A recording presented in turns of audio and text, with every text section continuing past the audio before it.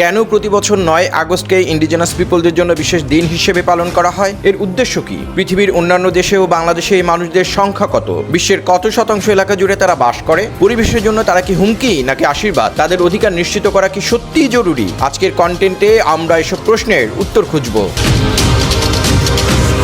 JoJo নমস্কার। প্রথমেই indigenous express চ্যানেলের পক্ষ থেকে আমি Mandi D'Costa international day of the world's indigenous পিপলসের শুভেচ্ছা জানাচ্ছি। আসুন আজকে আমরা এই দিবসটি পালনের কারণ ও ইতিহাস সম্পর্কে জানি। দিবসটি নির্ধারণের ইতিহাস।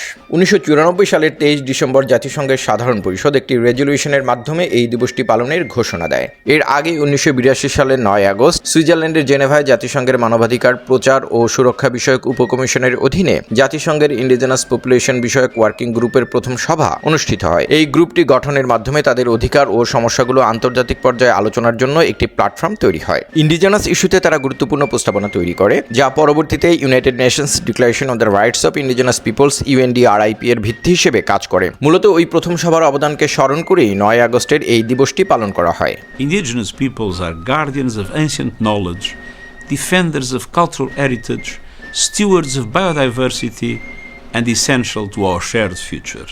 দিবসটি পালনের উদ্দেশ্য: 2007 সালের 13 সেপ্টেম্বর জাতিসংঘের সাধারণ পরিষদে UNDRIP গৃহীত হয়, যা নিজস্ব জাতিসত্তার মানুষদের অধিকারের সুরক্ষার জন্য একটি আন্তর্জাতিক ঐতিহাসিক দলিল। 143টি দেশ UNDRIP এর পক্ষে ভোট দেয়। এই ঘোষণায় 24টি সংযুক্তি ও 46টি ধারা আছে। ইন্ডিজেনাস পিপলসের আত্মনিয়ন্ত্রণ, স্বায়ত্তশাসন, চুক্তি বাস্তবায়ন, ভূমির অধিকার ও মালিকানার স্বীকৃতি, সাংস্কৃতিক বৈচিত্র্য ও ভাষার সুরক্ষা, সামরিক বাহিনীর উপস্থিতির সীমা নির্ধারণ, শিক্ষা, স্বাস্থ্য ও সংবাদ মাধ্যম প্রতিষ্ঠা সহ সব ধরনের অধিকারের নিশ্চয়তা দেয়া আছে এই ঘোষণায়। মূলত UNDRIP বাস্তবায়ন এবং ইন্ডিজেনাস পিপলসের অধিকার সম্পর্কে রাষ্ট্র, সরকার ও সমাজের সবার সচেতনতা তৈরির জন্যই দিবসটি পালন করা হয়।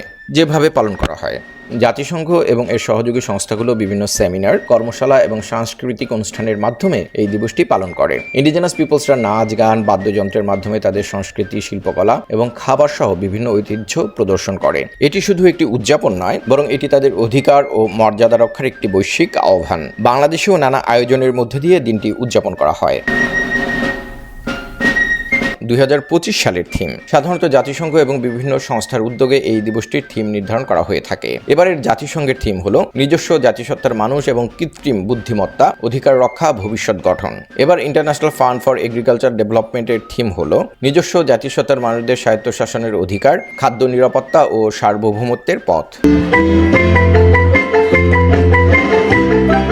বিশ্বে ইন্ডিজেনাস পিপলস ও কমিউনিটির সংখ্যা। International work group for indigenous affairs IWGIA সহ বিভিন্ন সংস্থার তথ্য মতে পৃথিবীর 90টি দেশে 5000-এর বেশি ইন্ডিজেনাস কমিউনিটিস বা জনগোষ্ঠী আছে, যাদের মোট জনসংখ্যা 47 কোটি 60 লাখের বেশি। এটি পৃথিবীর মোট জনসংখ্যার 6.2%। বিশ্বের সবচেয়ে বেশি 26% বা 12 কোটি 53 লাখ ইন্ডিজেনাস পিপলসের বসবাস চীনে। এরপর ভারতে 10 কোটি 40 লাখ বা 22% ইন্ডিজেনাস পিপলসের বসবাস।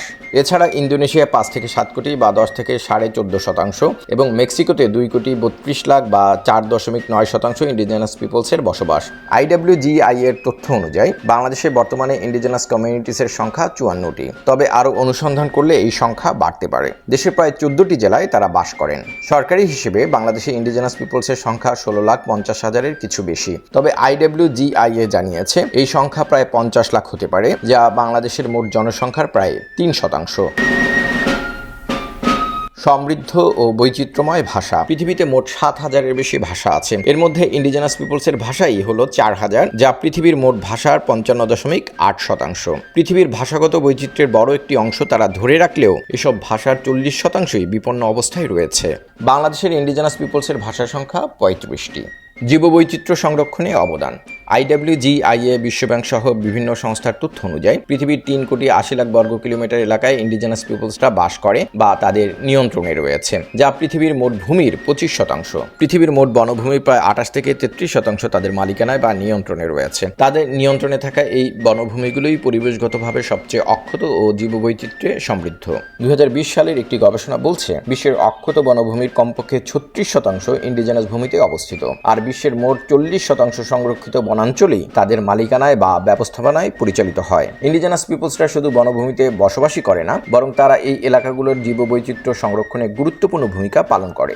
গবেষণায় দেখা গেছে ইন্ডিজেনাস ভূমিতে বন উজাড়ের হার অন্যান্য এলাকার তুলনায় 17 থেকে 26% কম। এই ভূমিগুলো বিশ্বের 80% জীববৈচিত্র্য রক্ষা করে, যা ইন্ডিজেনাস পিপলসের ঐতিহ্যগত জ্ঞান ও টেকসই ব্যবস্থাপনার ফল।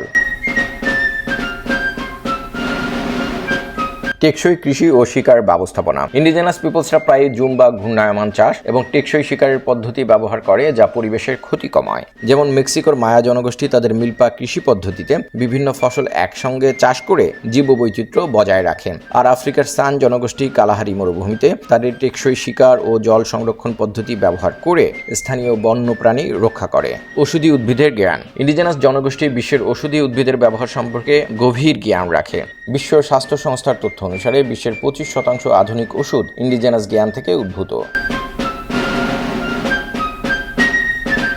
চ্যালেঞ্জ ও হুমকি। ইন্ডিজেনাস পিপলসরা পৃথিবীর ভূমি ও জীববৈচিত্র্য রক্ষায় গুরুত্বপূর্ণ ভূমিকা রাখলেও তারা নানা রকম চ্যালেঞ্জ ও হুমকির সম্মুখীন হচ্ছেন। যেমন অনেক দেশে তাদের ভূমির মালিকানা আইনগতভাবে স্বীকৃতি না পাওয়ায় বিতরণের ঝুঁকি তৈরি হচ্ছে। বাংলাদেশে ইন্ডিজেনাস পিপলসরাও এরকম নানা সমস্যা ও চ্যালেঞ্জের সম্মুখীন। সম্ভাবনা। তবে পৃথিবীর সব সভ্য ও গণতান্ত্রিক দেশ ইন্ডিজেনাস পিপলসের পরিচয়ের স্বীকৃতি ও UNDRIP বাস্তবায়নের মাধ্যমে তাদের অধিকারের সুরক্ষা নিশ্চিত করেছে। যদি ভবিষ্যতে বাংলাদেশও একটি সভ্য ও গণতান্ত্রিক দেশে পরিণত হয়, তাহলে এদেশের ইন্ডিজেনাস পিপলসের সাংবিধানিক স্বীকৃতি ও UNDRIP বাস্তবায়নের মাধ্যমে তাদের অধিকারের সুরক্ষা নিশ্চিত করা সম্ভব হবে। আশা করি আপনারা বুঝতে পেরেছেন কেন 9 August International day of the world's Indigenous Peoples পালন করা হয়।